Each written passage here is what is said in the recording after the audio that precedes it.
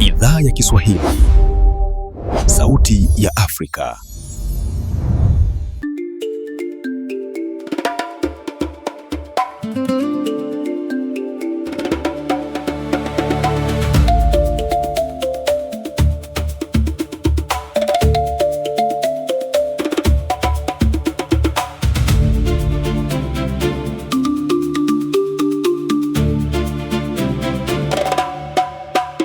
Ni saa 12:30 Afrika ya Kati, 1:30 jioni Afrika Mashariki.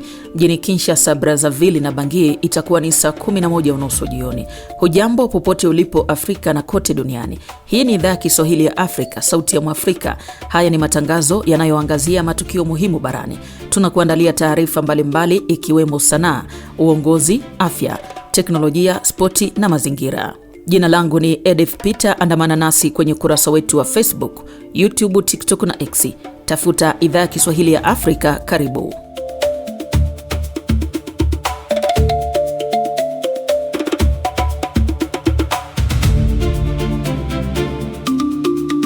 Kwa wasikilizaji wetu wa Kenya, hasa katika mwambao wa pwani na viunga vyake, mnaweza sasa kutusikiliza kupitia Radio Kaya ambayo inasikika kupitia 93.1 FM hapo jiji kuu la Mombasa.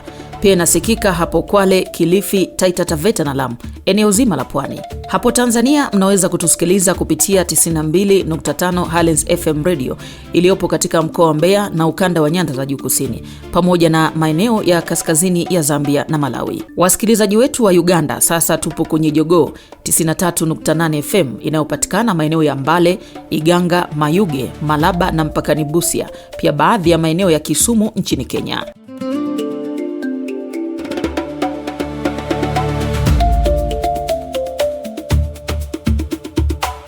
Ni Agosti 27 ambapo mamlaka za DRC zimeagiza kufungwa mara moja kwa taasisi za elimu ya juu na vyuo vikuu katika maeneo ya Goma na Bukavu. Walimu wote walikuwa wanalipiwa kama iko wa primary, secondary kwa kalipiwa kama kawaida. Na kitu kinatugusa sana ndio wakati tunasa wanafunzi waliokuwa Bukavu na kule kote wataenda wapi. Ndio kama tunaomba serikali yenyewe tukamate mipango kanuni na kamili ya kujua kama atogane kama tuwa jua wanafunzi wakabaki hadharani, itakuwa shida kuu sana. Ni eneo ya Kongo, mafunzo ndio kitu kikuu ndani ya nchi yetu. Na huko Tanzania, Chama cha Mapinduzi CCM kimemvua wanachama makamu wa Rais Emmanuel Nchimbi ambaye amejiuzulu wiki hii. Kwa mengi zaidi kaa nasi. Kwanza taarifa habari na Girbati Ruyange. Idhaa ya Kiswahili, Sauti ya Afrika. Algeria. Takriban watu 12 wamefariki dunia na makumi ya wengine kujeruhiwa kwenye moto ambao umesambaa maeneo mengi kaskazini mwa Algeria. Maafisa wa uokozi wamesema moto huo umesambaa katika mikoa kadhaa pamoja na mwambao mwa nchi. Watu 54 wametibiwa majeraha ya moto, 6 wakiwa katika hali ya mahututi. Janga hili linafuatia majanga mengine ya moto ambayo yamezuka kaskazini mwa Afrika, huku Algeria na Tunisia zikiathirika zaidi. Waziri wa afya wa Algeria Mohamed Sadiq amesema makundi ya uokozi yanaendelea kusaidia kuokoa maisha ya jamii kutoka maeneo yanayoshuhudia misururu ya moto.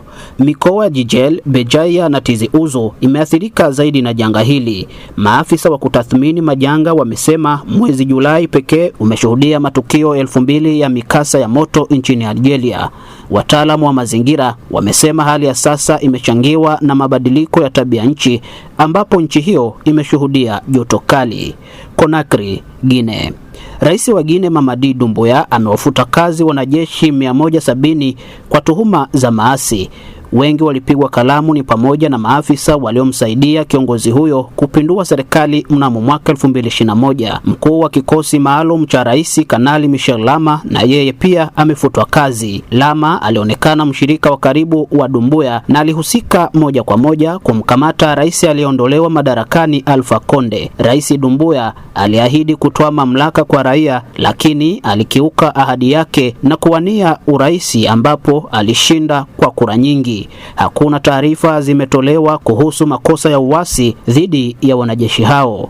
Hapo Septemba mwaka 2021, kundi la wanajeshi lilivamia ikulu ya Guinea na kumkamata rais Alpha Conde ambaye alikuwa ameshinda muhula wa 3 na ambao ulipingwa na umma. Uchaguzi wa Conde ulishuhudia maandamano ya raia baada ya kiongozi huyo kukataa kuondoka madarakani madarakani baada ya kumaliza mihula yake miwili. Tangu kutokea kwa mapinduzi ya kijeshi, Rais Doumbouya amepiga marufuku maandamano, mashirika ya habari yamefungwa na vyama vya kisiasa kupigwa marufuku. WHO, Ebola. Shirika la Afya Duniani WHO limetangaza kumalizika kwa mlipuko wa Ebola nchini Uganda, lakini limeonya kuwa hali inaendelea kuwa mbaya zaidi katika Jamhuri ya Kidemokrasia ya Kongo. Hapo Julai tarehe 28, mamlaka za Uganda zilitangaza kuwa nchi hiyo ilikuwa imeangamiza homa ya Ebola. Watu 20 waliambukizwa na 2 kufariki dunia kutokana na ugonjwa huo hatari. WHO imekuwa ikifanya ufuatiliaji wa wagonjwa wa Uganda kama hatua ya kudhibiti maambukizi mapya. Mkurugenzi wa masuala ya dharura katika shirika hilo kanda ya Afrika, Roseline Belizer, amesema hali nchini DRC inatia hofu japo kumepigwa hatua finyu. Kufikia sasa zaidi ya watu 2000 wamefariki dunia na wengine zaidi ya 5000 kuambukizwa na homa ya Ebola nchini Jamhuri ya Kidemokrasia ya Kongo. Hatimaye Mbabane, Eswatini. Wizara ya mambo ya nje ya China imeonya raia wake kuondoka nchini Eswatini kwa sababu za kiusalama. China imedai Eswatini inakumbwa na uhalifu wa mitandao, kamari haramu na matukio ya jinai. Raia wa China walioko Eswatini sasa wanaombwa na Beijing kuhamia mataifa mengine salama kama Afrika Kusini. Wiki jana gazeti moja mjini Mbabane lilinadi kukamatwa na kuzuiliwa kwa raia 40 wa China kwa tuhuma za uhalifu wa mitandao, na haijabainika idadi ya raia wa China walioko Eswatini. Ufalme huo wa kusini mwa Afrika ni taifa pekee lenye uhusiano na nchi ya Taiwan, ambayo China imekuwa ikisisitiza kuwa ni eneo lake na kutaka nchi kutoweka kwa uhusiano wa kidiplomasia na Taipei.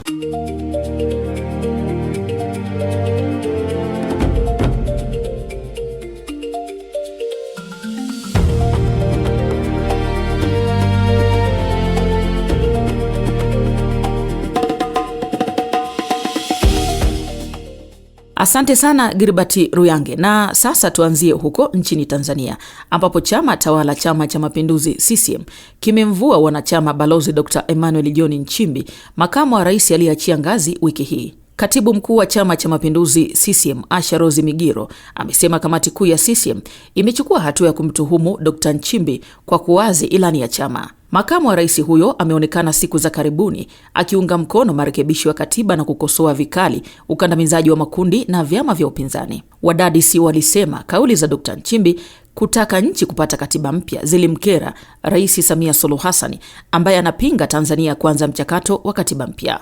Kujiuzulu kwa Nchimbi na kuvuliwa wanachama wa CCM kumeendelea kuibua mjadala wa umma kuhusu hatima ya chama hicho kikongwe, siasa za Tanzania na mustakabali wa utawala wa nchi hiyo. Wakati huo huo, halmashauri kuu ya Chama cha Mapinduzi CCM imempendekeza Deogratias John Ndejembi kurithi wadhifa wa makamu wa rais. Katika kuangazia hilo, mwenzangu George Njogopa amezungumza na mchambuzi wa masuala ya kisiasa Jibri Idrisa. Ni jambo jipya sana kwenye siasa za CCM kumvua wanachama kiongozi wa ngazi ya juu kabisa na bila ya kuelezwa sababu hasa. Unapowaambia watu kwa sababu wamekiuka kanuni labda na maadili, hayo maadili ni kwa mujibu wa chama. Sijui kama hayo maadili na hizo kanuni zina nguvu gani kwenye maadili ya taifa kwa mfano. Sasa kuna maadili ya chama, maadili ya taifa. Na huyu alikuwa ni kiongozi wa kitaifa kwenye serikali, ukiacha nafasi yake kwenye chama. Sasa ni kiongozi anapokuwa ni mtu wa pili kutoka rais katika Jamhuri ya Muungano wa Tanzania, ni kiongozi mkubwa, ni kiongozi ambaye anajua kila kitu, kiongozi ambaye tulimwamini kama sasa hivi labda haaminiki. Lakini nadhani wananchi wanapaswa kujua kosa lake ni nini. Mimi ukiniuliza, mimi ninavyompima Dr. Emmanuel Nchimbi ni kiongozi mwenye misimamo ya wastani. Tunapozungumzia siasa katika nchi, ni mzalendo. Hata hizo kauli zake mimi sijaziona kama kauli zake ni kauli tata, ni kauli za kuhatarisha kwa mfano maslahi ya Tanzania, maslahi ya wananchi. Labda zinahatarisha maslahi ya chama, lakini maslahi ya chama ni nini? Nilidhani na mpaka sasa naamini maslahi ya chama yanatakiwa yawe ni maslahi ya wananchi, ya wanachama wa chama. Sasa haya ni maslahi gani? Huyu kiongozi ambaye tumlimsikia mara kadhaa anaizungumzia haki kwa namna inavyotakiwa haki kuzungumza. Huyu kiongozi anakuwa mbaya leo, anapigwa red card, kama tunasema kwenye mchezo wa mpira anapigwa red card. Bado wananchi hawajaelewa huyu amekosa nini. Jabili, kwa hatua hii ambayo tayari Chama cha Mapinduzi kishatangaza mrithi wake waziri wa nishati Deogratias Ndejembi, na chama kinachukua hatua kwenda bungeni kulipeleka jina lake liidhinishwe na bunge, hali ya nchi unaitazama vipi na hatima ya Chama cha Mapinduzi chenyewe katika wakati huu ambako bado wananchi wanakuwa katika hali ya kiwewewe kujua nini kimemsibu Nchimbi mpaka kujiuzuru? Hakuna hekima ya mambo, hakuna busara miongoni mwa wale viongozi wakubwa. Hii halmashauri kuu ya taifa hii ya CCM inaonekana sasa kadiri siku zinavyokwenda haikisaidii sawasawa chama hiki kukua. Kudhoofika zaidi kwa Chama cha Mapinduzi, naona kama na wenyewe wakubwa waliwahi kusema unakuwa ni mtihani kwa taifa. Ni lazima, ni muhimu kuzichunga siasa za CCM zisije zikaharibu mustakabali wa Tanzania. Ni Jibri Idrisa, mchambuzi wa masuala ya kisiasa, akizungumza na mwenzangu George Njogopa. Tuelekee Jamhuri ya Kidemokrasia ya Kongo ambapo mamlaka za nchi hiyo zimeamrisha kufungwa kwa taasisi za elimu ya juu sawa na vyuo vikuu katika maeneo ya Goma na Bukavu. Maeneo haya yanashikiliwa na waasi wa AFC M23 kwa zaidi ya mwaka mmoja sasa. Taarifa zimesema baadhi ya wahadhiri na maafisa wa ngazi za juu kwenye taasisi hizo walifukuzwa na waasi hao baada ya kuwa na msimamo tofauti. Shughuli za masomo na maisha ya kawaida zimeathirika katika miji hiyo muhimu mashariki mwa DRC, ambapo wengi wa wafanyakazi wa serikali wamekimbia maeneo hayo kwa hofu ya usalama. Kutoka Beni, Msekedide ana mengi. Hatua hiyo iliyochukuliwa na mamlaka nchini ikisainiwa na waziri husika Profesa Daktari Sombo Ayane Safi Mukuna Marie Therese kupinga shughuli za elimu ya vyuo vikuu na university ilitanguliwa na uamuzi ambao viongozi wa muungano wa AFC M23 walipoanza kuwabadili wakuu wa vyuo hivyo ambao waliwekwa na serikali kwa maslahi ya vyama vyao. Shughuli zimesimamishwa hadi taarifa zaidi zitakapotolewa. Taasisi zinazolengwa ni Inigom, ile ya kibiashara IS Goma, ya madaktari ISTEM, ISTA, ile ya kielimu ISP, IOB, na huko Bukavu ni pia vyuo vya university za taaluma mubadala mkiwemo ile ya maendeleo mtahani ISDER na IZAM. Hatua hii ina matokeo gani? Nimezungumza na mchambuzi wa masuala ya kisiasa wakili Ashile Kapanga kutoka mjini Kinshasa aliyetupa mtazamo wake. Kwa kweli wakati walimu wa vituo vikuu yani university walikubali kutumika na waasi, ilikuwa kama wanapatia waasi nguvu. Ndio kwa maana serikali ikamata hatua ya kusema hapana, yafaa watu wapige marufuku, kwani ilikuwa na walipa kama kawaida. Walimu wote walikuwa wanalipiwa kama ilikuwa wa primary secondary kwa kalipiwa kama kawaida. Na kitu kinatugusa sana ndio wakati tunasa wanafunzi waliokuwa Bukavu na kule kote wataenda wapi. Ndio kama tunaomba serikali yenyewe tukamate mipango kanuni na kamili ya kujua kama atogane kama tiwa jua wanafunzi. Wakabaki hadharani itakuwa shida kuu sana. Ni eneo ya Kongo. Mafunzo ndio kitu kikuu ndani ya nchi yetu. Kutoka Goma, msichana huyu ni mwanafunzi niliyehifadhi jina akifuata taaluma ya afya ya umma. Alikuwa na kilio hiki. Wanasema huo watafunga ma university, watazifunga, vraiment habitufurahishi. Kwa upande wangu habinifurahishi. Tukajisikia mbaya sana. Sasa tunasikia ile maneno tunakosa vraiment finalement c'est quoi? Tunasema batusaidie sana kwa ile serikali tutusaidie. Sie ba moya tukakosa maisha yetu tutakuwa juu masomo tunasoma juu kesho na sie tukue batu. Sasa wanasema banashangia ba lecteur, banafunga masomo. Tutakuwa sasa bakuu ya serikali yetu tunawaomba mtusaidie mkaisudra hii situation. Katika kifungo cha pili cha hati ya waziri husika nchini, usimamishwa huko kunatajwa katika kifungo cha kwanza kinachohusu shughuli zinazohusiana na usajili kama vile usajili upya, ufundishaji, tathmini, majadiliano na kitengo kingine cha kitaaluma kinachoweza kusababisha utoaji wa shahada ya kitaaluma kwa mwaka wa masomo 2026-2027. Kama vile tija kwa hatua hiyo, vyuo vyote vya taaluma husika zinazotawaliwa na serikali vyapewa amri ya kupokea wanafunzi kutoka maeneo yanayokumbwa na mizozo. Tayari viongozi wa waasi wamelaani hatua hiyo ya serikali wakisema elimu haihusishwi na migogoro. Kumbushe hapa, si jambo lipya kwa sababu mwenyekiti wa zamani wa baraza la bunge nchini Vitali Kamere aliwahi kuongelea kuhusu faida wanazonufaika nazo waasi kinyume na sheria, lakini kauli yake ikapuuzwa na mamlaka wakati huo. Mseke Dide, Idhaa ya Kiswahili ya Afrika, Sauti ya Afrika, Beni. Ni Mseke Dide. Ikiwa unajiunga nasi, hii ni Idhaa ya Kiswahili ya Afrika, Sauti ya Mwafrika. Jiunge nasi kwenye Facebook, TikTok na X. Tafuta Idhaa ya Kiswahili ya Afrika. Tunakukaribisha pia ujiunge, yani usubscribe na YouTube Idhaa ya Kiswahili ya Afrika, na kuwa huru kuchangia kwenye makala haya. Mimi ni Edith Peter.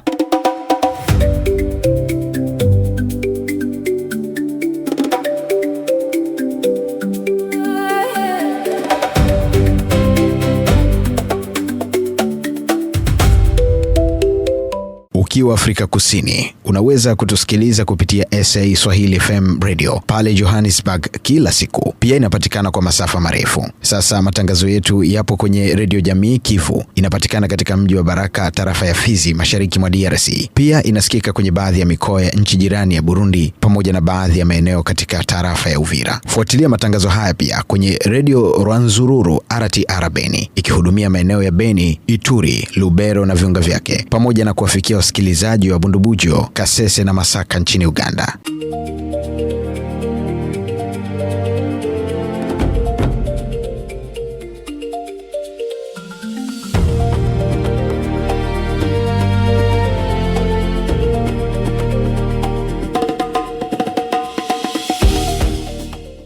Katibu mkuu wa Umoja wa Mataifa Antonio Guterres ametaka mamlaka za Sudani Kusini kuwajibisha makundi ambayo yanalenga wanajeshi wa kulinda amani nchini humo. Mapema wiki hii wanajeshi wawili waliuawa na wengine 8 kujeruhiwa baada ya kushambuliwa na watu waliokuwa na silaha eneo la Jonglei. Kufikia sasa wanajeshi 9 wanaolinda amani Sudani Kusini wameuawa na makundi yenye silaha. Sudani Kusini inakumbwa na mapigano kati ya wanajeshi wa serikali na jeshi tiifu kwa makamu wa rais aliye chini ya kifungo cha nyumbani Riek Machar. Majimbo ya Jonglei na Blue Nile yameshuhudia mapigano makali ambapo maelfu ya raia wamekimbia makazi yao na wengine wengi kuuawa.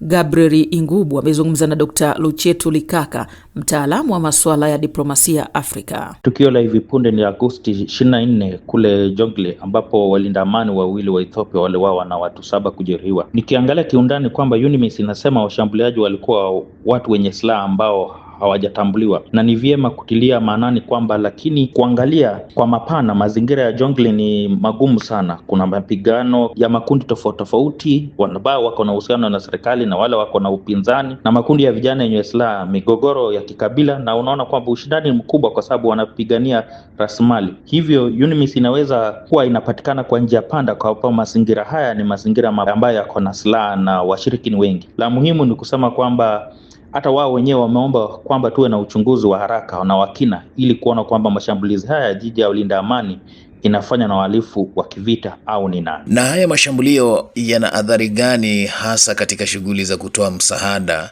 majimbo ya Jonglei na Blue Nile yanayokumbwa na vita? Athari za mashambulizi utaona kwa njia nyingi, kwa sababu tunaona kama mashambulizi kama haya kwanza yanapunguza movement ya humanitarian actors, wale ambao wanafanya kazi katika sehemu hiyo, kwa sababu barabara na maeneo ya vijiji si salama kwa wale ambao wanafanya ile patrols, na vigumu zaidi kwa mashirika ya kimataifa wanaopeana msaada wa chakula na hata dawa na huduma nyingine. Pili, yanaongeza gharama ya muda wa kupeana zile delivery ama zile services ambazo huduma ambayo wanahitaji, kumaanisha kwamba mashirika haya yanatumia gharama nyingi, kwa sababu lazima watatumia zile escorts na kubadilisha barabara ama kujaribu kuhakikisha kwamba ni vipi wataweza shughulikia na kufanya kazi yao vile inavyopaswa. Lingine, unaona kwamba yanaathiri raia ambao tayari wako katika mazingira magumu. Sehemu ya Jonglei imekuwa na mapigano na ile ambayo tunasema kwa kimombo displacement, hasa mabomu unapata kwamba yako pale, yaweza kulipuliwa na baada yanazuia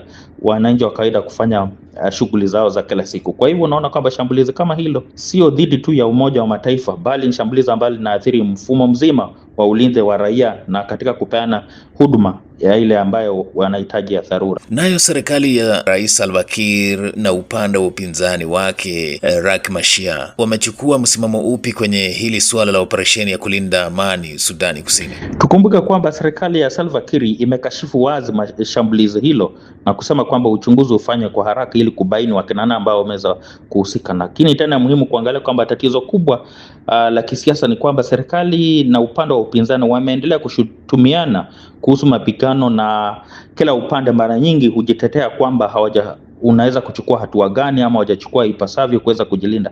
Katika hali kama hii unaona kwamba Umoja wa Mataifa iliweza kuripoti mwaka huu kwamba mapigano huko upande wa Jonglei yamehusisha makundi tofauti, na pengine ni mapema sana kuweza kutathmini hasa ile consensus ambayo zinaweza kufikia kuweza kukubaliana, kwa sababu changamoto iliyopo ni kwamba utekelezaji wa amani wenyewe umekuwa mgumu, na serikali na upinzani unapata kwamba wanakabiliana hapa na pale, na mazingira ambayo inafanya vigumu kwamba UNMISS haiwezi fanya kazi vizuri kwa sababu ya hatari iliyo. Na ukitathmini jinsi mambo yanavyoendelea pale penye upo kwa sasa, hali ya usalama ikoje katika eneo hilo la Sudani Kusini? Kwangu kiundani, ukitapangalia hali ya usalama katika taifa la South Sudan, utaona kwamba haiko katika hali ya amani dhabiti. Iko katika hali ile kwa kimombo tunasema fragile peace, ile ambayo ni hali ya ati, kwa sababu huenda wakati wowote hali kama hii ingeweza kuongezeka na ikaimarika upande mwingine, ama pengine ikazoroteka kabisa, kwa sababu kuna ripoti ambazo zilikuwa zimeshaangazia zile ambazo tunakuita kwa kimombo hotspots, kwamba hususan Jonglei, Upper Nile na maeneo mengine ambapo mapigano yameweza kuwafurusha watu wengi kutoka makazi yao. Na ambao wakiangalia kiundani kwamba South Sudan haijarudi rasmi kwenye vita vya wenyewe kwa wenyewe kuanzia mwaka 2013 hadi 2018, lakini dalili za kurudi kwenye kiwango kikubwa cha violence ama kiwango kikubwa cha ghasia inaleta wasiwasi katika taifa hilo. Kuna swala ambalo pengine ningependa kusisitiza, kwa sababu kuna ile mchanganyiko kwamba kuna Jonglei na Blue Nile. Kumbuka kwamba Blue Nile iko upande wa Sudan, ingawa vita vya Sudan vina adhari na kuweza kufuka upande huu katika hali ya kuharibu huduma upande wa South Sudan. Kwa hivyo ni muhimu kwamba kuweza kuzingatia kwamba Jonglei na maeneo mpakani yameathiriwa na mzozo wa Sudan, ambaye ni ile ambayo pengine wasikilizaji wanaelewa kwamba ni Sudan ile ya kitambo. Nakushukuru sana Daktari Luchetu Likaka kupata muda wa kuzungumza na idhaa ya Kiswahili Sauti ya Afrika. Ni Dr. Luchetu Likaka, mchambuzi wa masuala ya diplomasia, akizungumza na mwenzangu Gabriel Ingubu. Rwanda imesema kwamba vikwazo vilivyowekwa na Marekani kwa jeshi na maafisa wake havitatui tatizo la usalama wa mashariki mwa DRC. Kauli hiyo ilitolewa na Rais Paul Kagame wa Rwanda katika mkutano na waandishi wa habari mjini Kigali. Wakati huo huo, mjini Kigali pia kumekamilishwa mkutano wa kimataifa wa siku 2 ambapo rais wa zamani wa Afrika Kusini Thabo Mbeki amesema Afrika haiwezi kupata maendeleo ikiwa itaendelea na mfumo wa uongozi uliopo. Kuyajadili haya yote, mwenzangu Anne Ngugi amefanya mazungumzo na Silvanus Karemela kutoka huko Kigali. Ni kweli Anne, ni kwamba Rais Kagame alizungumza hayo wiki hii mjini Kigali, ambapo alikuwa anazungumza na waandishi wa habari wa kitaifa pamoja na wa kimataifa kuhusu mambo mbalimbali kwa kweli. Lakini alivyoulizwa kuhusu mambo ya vikwazo ambavyo Marekani imeviwekea jeshi la Rwanda, Rais Kagame alisema kwamba vikwazo hivi tatui tatizo, mzizi wa tatizo, na akasema kwamba yani ni sehemu ya matatizo ambayo tayari yapo. Akasema kwamba vinaongeza layer ama tabaka jingine la matatizo ambayo yanaendelea katika eneo la maziwa makuu, hususan katika eneo la mashariki mwa Jamhuri ya Kidemokrasia ya Kongo. Na akasema kwamba siku zote endapo tatizo la wanamgambo wa Kihutu wa FDLR ambalo amelitaja moja kwa moja kama kundi ambalo linapata misaada ya kijeshi, ya kifedha na ya kimaslahi mengine kutoka serikali ya Kinshasa, na kwamba limechanganyika na jeshi la serikali ya Kinshasa. Akasema kwamba endapo tatizo la wapiganaji hao wa FDLR halitapatiwa ufumbuzi, basi wasitegemee kwamba Rwanda yenyewe itaondoa katika mzozo huu. Naam, katika hilo la nchi ya Jamhuri ya Kidemokrasia ya Kongo na wanajeshi wa FDLR, nini hasa alisema? Kile alichokisema ni pamoja na hicho ambacho nimekigusia kwamba kundi la FDLR lipo mashariki mwa Kongo na kwa miaka 32 iliyopita limekuwa likisumbua usalama wa Rwanda, lakini kikubwa zaidi ambacho kinatisha ni kwamba kundi hilo kwa maoni yake linapata misaada ya kifedha kutoka serikali ya Kinshasa na pia limeshachanganywa na jeshi la Kinshasa ama la serikali ya Kinshasa. Akasema na hayo yote yanafanyika wakati jamii ya kimataifa yani ikishuhudia kabisa, kwa sababu jamii ya kimataifa inawawakilishi katika eneo la Maziwa Makuu ambao tayari wanazitambua hizi taarifa. Kwa hivyo akasema kwamba kinachosikitisha ni kwamba Umoja wa Mataifa na mataifa makubwa yanachukua vikwazo na kuiwekea Rwanda, na Rwanda imekuwa sehemu ya tatizo kuwekewa vikwazo, lakini akawa anashangaa kwamba vikwazo ambavyo vinalenga nchi moja haviwezi kutatua tatizo la usalama mdogo katika eneo la Maziwa Makuu. Akasema kwamba anaitambua dunia ambayo watu wanaishi, dunia ya leo, kwamba ni dunia ya uonevu, ni dunia ambayo inajali maslahi ya kisiasa na kadhalika, lakini akasema hilo haliwezi kuzuia kwamba nchi kama Rwanda ambayo imepitia matatizo magumu kwamba ishinde kujilinda, na akisema kwamba hakuna chaguo jingine isipokuwa kujilinda. Na pengine hatimaye kwa upande mwingine tumesikia mkutano wa viongozi wa Kiafrika huko Kigali nchini Rwanda. Nini kinajiri? Naam, huu ulikuwa ni mkutano wa siku 2 ambao umalizika jana mjini Kigali, na ni mkutano ambao uliwakutanisha watu zaidi ya 2500, wengine zaidi ya 4000 mpaka 5 hivyo walikuwa wanafuatilia kwenye njia ya mtandao. Ni mkutano ambao ulikuwa unajaribu kuangalia tathmini ya maendeleo ya Afrika na kwa nini Afrika inazidi kuburura mkia, na ni mkutano ambao ulihudhuriwa na rais wa zamani wa Afrika Kusini Thabo Mbeki, waziri mkuu wa zamani wa Ethiopia Haile Mariam Desalegn, pia makamu wa rais wa Ghana Profesa Jane Opok Ejema. Viongozi hao wote walisema kwamba Afrika haipaswi kuendelea kukaa kama hivyo, lakini kimsingi ni kwamba alikuwa pia rais wa Rwanda Paul Kagame ambaye alikuwa ni mwenyeji, lakini rais wa zamani wa Afrika Kusini Thabo Mbeki akasema kwamba endapo Afrika itaendelea kuwa na mfumo wa kuwapata viongozi waliopo sasa, isitegemee kwamba itapiga hatua. Akasema kwamba kunahitajika mikakati zaidi ya kuweza kuhakikisha kwamba Afrika inabadili mfumo wake wa uongozi. Akasema kwamba kunahitajika mfumo tofauti na mfumo uliopo leo, na akawa ametoa mfano kwamba ni kwa namna gani viongozi wanakwenda kutafuta kura kwa wananchi, lakini baada ya miaka 5 pasipo kufanya lolote kisha wanarudi pale kwa wananchi pia kuomba kura nyingine. Akawa anasema kwamba wananchi wenyewe bado hawajawa na fikra za kusema hapana, kwa sababu hujatutendea chochote, basi leo hatukupi kura. Kwa hivyo akasema kwamba Waafrika wasipoachana hizo fikra potofu na za kutegemea viongozi ambao kimsingi hawatoi tija, akasema itaendelea kusalia kama ilivyo. Ni Silvanus Karemera akizungumza na mwenzangu Anne Ngugi. Na sasa tuangalie neno la siku. Kwenye neno la siku hii leo tunaangazia neno kufurusha. Neno hili lina maana ya kufukuza, kuondosha kwa nguvu au vitisho au kukimbiza mtu au mnyama kutoka mahali fulani. Matumizi katika sentensi. Kawaida maafisa wa usalama walifanikiwa kufurusha waandamanaji waliokuwa wakileta fujo katikati ya jiji. Kwa muktadha wa mnyama, mkulima alitumia mbwa wake kufurusha nyani waliokuwa wakiharibu mahindi shambani. Naweza kukupatia pia mifano iliyo hai kabisa, mfano kuhusu refari wa Somalia. Ndiyo, neno hili linaweza kutumika vizuri sana kueleza hali ya refari huyo kuondolewa au kuzuiliwa kwa nguvu kusafiri. Hebu hapa nikupe mfano katika sentensi. Shirikisho la soka lililazimika kumrudisha nyumbani na kufurusha ndoto za refari huyo wa Somalia aliyekuwa ametekwa na matumaini ya kuchezesha mechi za kombe la dunia nchini Marekani. Hilo ni neno la siku. Ikiwa unajiunga nasi, shukrani na karibu. Hii ni idhaa ya Kiswahili ya Afrika, sauti ya Mwafrika. Tufuate kwenye Facebook, YouTube, TikTok na X. Tafuta idhaa ya Kiswahili ya Afrika. Waalike marafiki na watu wa karibu kujiunga na idhaa ya Kiswahili ya Afrika. Subscribe, yani ujiunge na YouTube yetu. Sote tu familia moja, sauti moja ya Mwafrika.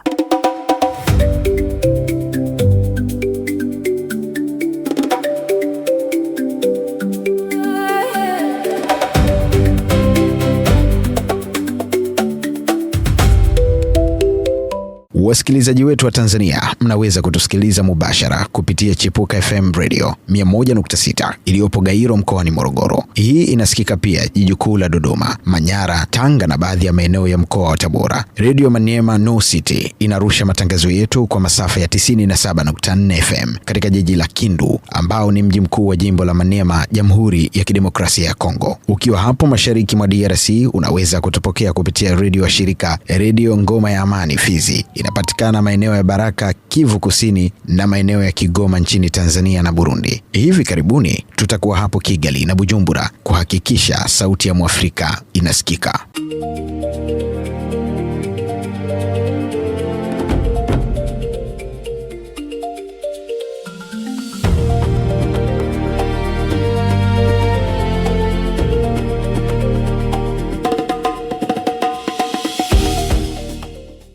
Asanteni wote kwa kuchangia matangazo ya leo. Hii ni idhaa Kiswahili ya Afrika, sauti ya Mwafrika. Jiunge nasi kwenye Facebook, YouTube, TikTok na X. Tafuta idhaa Kiswahili ya Afrika.